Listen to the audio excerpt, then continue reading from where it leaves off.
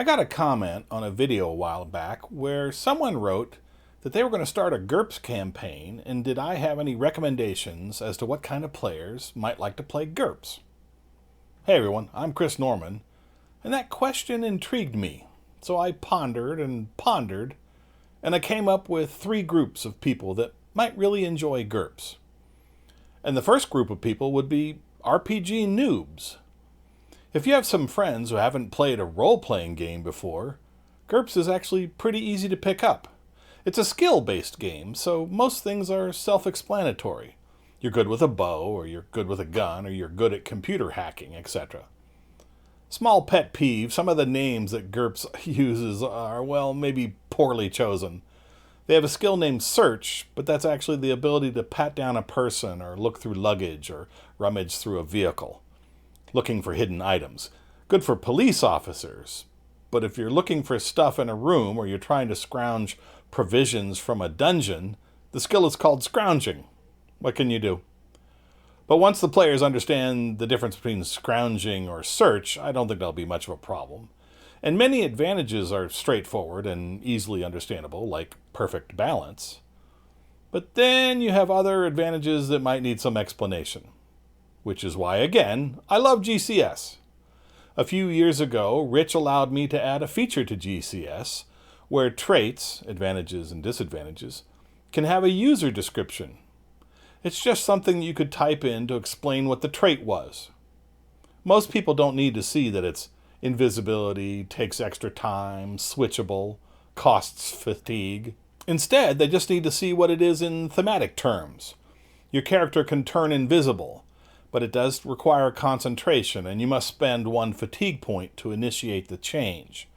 Over the next 10 seconds, you'll gain 10% invisibility per second, which results in a -1 to hit for each 10%, until the 10th second when you're completely invisible. And you could set up the GCS character sheet to display that information. GCS is a WYSIWYG editor. So when you're printing out the character sheets, you can turn off the modifiers, notes, and skill level adjustments options, or have them display as tooltips. But what gets printed is the user description. So I have control over what the character sees and can explain complicated things. Case in point, I ran some adventures at this year's Gen Con, and one of my characters was Green Eyes. He's a druid and had a bunch of learned prayers. The prayer descriptions were hopefully very straightforward, and the brand new GURPS players were using them just fine. They didn't need to read a player's handbook on druids to understand what their character did. It was funny, I even had brought copies of GURPS Lite because I had based most of the characters on the GURPS Lite set of traits and skills. Of course, there are no druids or spellcastings in the GURPS Lite system, but for almost everything else, if they wanted to look up what a skill or a trait was, they could reference the page number, like high pain threshold, light page 9. And only once did someone open the book to look something up. Everything else was pretty self-explanatory. So again, for a brand new RPG player, GURPS can be very, very easy to get into if the GM is willing to explain the complicated things. A beginning player only really needs their character sheet and nothing else. One small pet peeve I have with DC checks in D&D 5e is that players roll a dice and then have to do some math to add it up to see if it makes the DC. Not a big deal. In GURPS, however, you determine the target and then apply all the modifiers to it and then tell the player the adjusted target. So when a character has a 16 skill and they want to apply 2 levels of deceptive attack, I say no problem, you have a roll of 12 or less. They didn't have to do any math. Now, admittedly, they had to add up the dice pips, which of course is math, but they knew the target number they needed going in. And if the math isn't their second language, like it is for me, then I think it's more comforting maybe to know exactly what number you're shooting for, for those people who feel they can influence the dice roll mentally. Of course, I said it was a pet peeve. It's not a big deal, but I used it a lot in the Gen Con games, and they seemed to appreciate it. I told them the number that they needed to roll, equal to or less than, and they threw their dice and prayed. And that's it. That's the only mechanism they need to learn, the generic, in GURPS. Now, combat, of course, can start out simple. And actually, in the last two Gen Cons, I ran an Introduction to Combat adventure. It was an arena battle where subsequent rounds would introduce more options. The first round had very simple opponents, and I only used the 5 maneuvers. See the combat video. I didn't worry about facing. I was just getting them used to rolling attack and defense. They took care of the opponents easily. The second round, I introduced a few more maneuvers and facing, which means they wanted to attack their opponent's flanks and defend theirs. This starts to increase the tactical sophistication and works a little bit like D&D flanking, although I think a bit better, because you have to have 2 people to flank, whereas a single person can come up behind a target and get the benefit of attacking from the rear hex. Which reminds me of a story. This happened in the 2024 Gen Con, where I built this thief called Pickle Jim. And I had a story for why he was called Pickle Jim, but the player wanted to come up with his own story. And I agreed because, honestly, mine was kind of lame. And we're going through the whole combat, and at the very end, they're going up against the baddies, and he's stealthing around the back and gets behind one of the bad guys, and double stabs him in the guts for that juicy ×3 impaling damage. And as he's rolling damage, he goes, "That's why they call me Pickle Jim!" And everybody at the table cracked up laughing. But he was a lone wolf sneaking around back and attacking somebody from behind, which leads me to the second type of person who might like GURPS. And this is where I sort of disagree a little bit with Matt Colville, although I still admire and respect him. I'd like to have the ability to maybe educate him. He says that D&D is very tactical combat, and, well, it's tactical combat, but very? And maybe he doesn't say very. I don't know for certain, and I'm not going to rewatch all of his videos to find out. But I do know that GURPS combat is even more tactical. One real problem with D&D, in my humble opinion, is using squares for a tactical map, and treating diagonals as if they were the same as horizontal and vertical distances. That just breaks my brain. They do have an advanced rule, like Pathfinder, that tries to approximate the distance by alternating 5 and 10 feet for each diagonal square. But with hexes, you get a much more reasonable approximation of distances, and reality isn't distorted. Let me show you a map that I used at the last 2 Gen Cons. You can see here where the hexes merge into the wall. And the rule in GURPS is if there's a partial hex available, then you can move into it.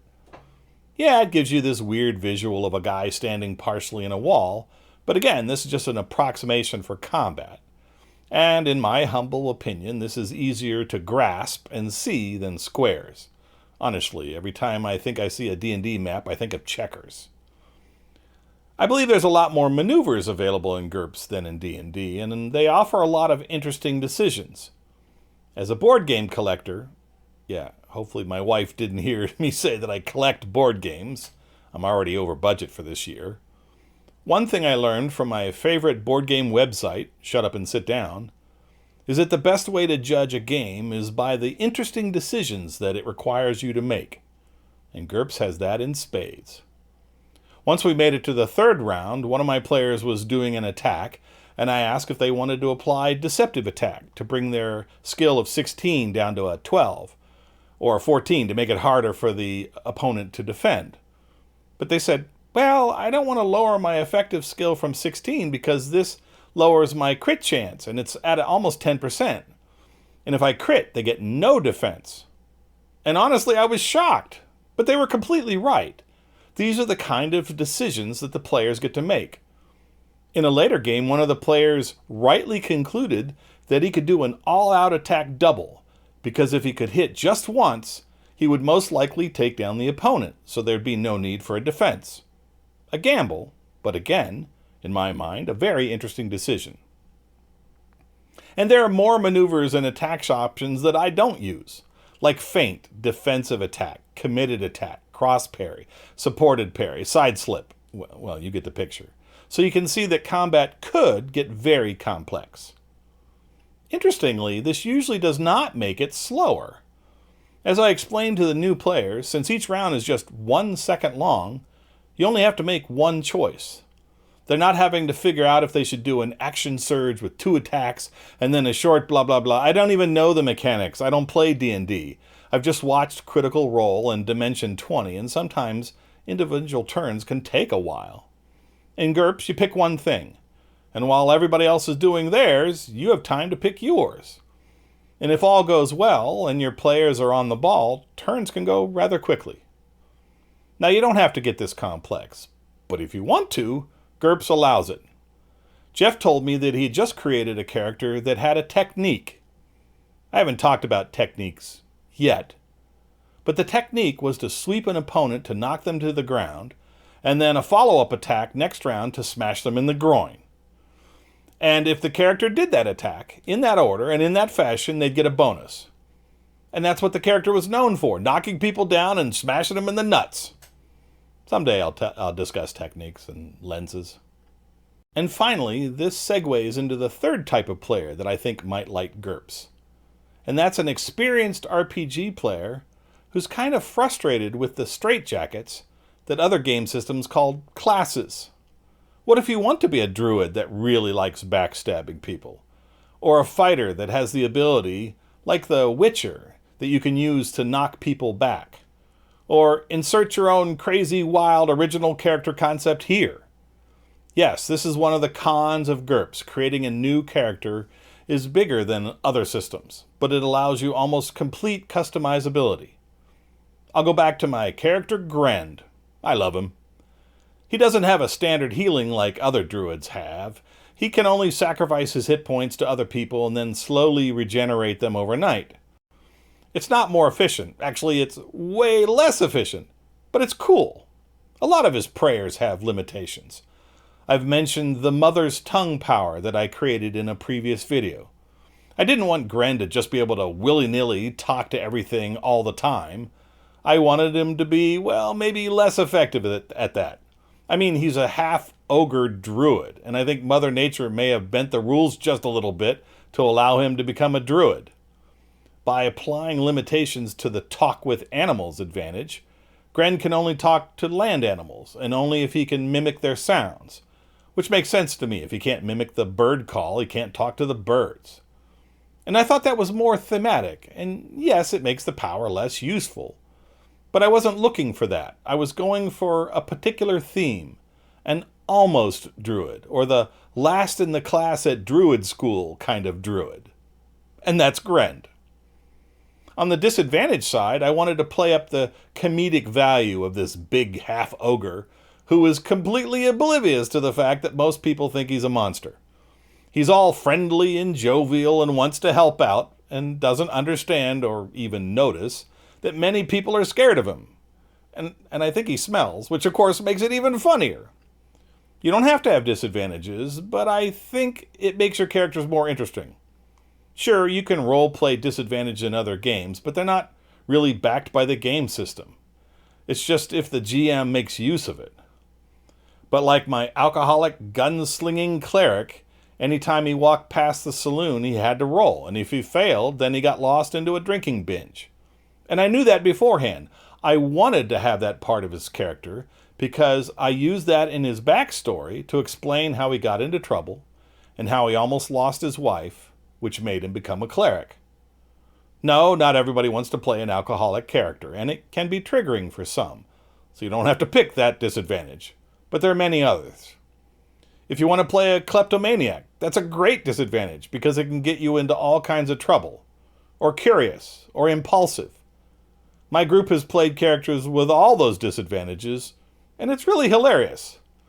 I think Gren's magician friend Enoch has curious and impulsive. So it behooved Gren to stay near him, especially in certain situations, because Enoch might fail his role and say, hey, this looks dangerous and dark and scary. I'll go look into it. And it was always some kind of quick contest to see if Gren noticed him doing something crazy and tried to grab him by the collar and pull him back. It just offered interesting moments during our gameplay. There are probably some more areas or criteria that you might use to see if your friends would like to play GURPS. But those are the main 3 that stick out to me. And as I've mentioned early on, my friend Mook, may he rest in peace, introduced RPGs to people using GURPS all the time. And I can see why. I've done it now for 2 years at Gen Con, and everybody has walked away happy. Now, the tactical combat thing, maybe that's just me. I like really cool tactical combat. I like hexes and orientation, and trying to calculate if I can get there. Do I have enough fatigue points to do this maneuver? Can I support my teammates, or will that leave us open to retaliation? Especially since GURPS separates physical damage from exertion, hit points from fatigue points. You're not just playing with some big bag of hit points. You're having to decide, do I take a little damage here to save my remaining fatigue points, or do I spend the fatigue points to make certain I don't take damage? I saw the new players spending fatigue like it was growing on trees, and I reminded them about becoming tired or reeling, another thing I had introduced in the third round. And they started making those kinds of decisions. Do I spend the fatigue point now, or do I save it in case the dragon jumps on my head and I need to make a feverish defense? Which in my mind is just so cool. And finally, I've always been a fan of the huge customization abilities in GURPS. I think it rivals any game out there. I know, it's a weird dichotomy. I push that GURPS is easy to run with the wing it rule, and it certainly is. Heck, in the recent Gen Con beginner session, the Pickle Jim's player decided they wanted to attack the person in the front and behind them. Pickle Jim has a dual weapon attack. And I said, okay, take a -1 to attack the person in front of you and a -3 to attack the person behind you. I was probably being generous, and I looked it up afterwards, and I was being extremely generous. But heck, it was a Gen Con session, not a year-long campaign. But I just winged it. Winged it? No, winged it. Easy to do, and I didn't spend precious minutes trying to route out some obscure bi-directional attacking rule. But I also pushed the fact that I love that character creation is very complex. Go figure. I hope this helps you to find friends to introduce to GURPS. And as always, thank you for watching.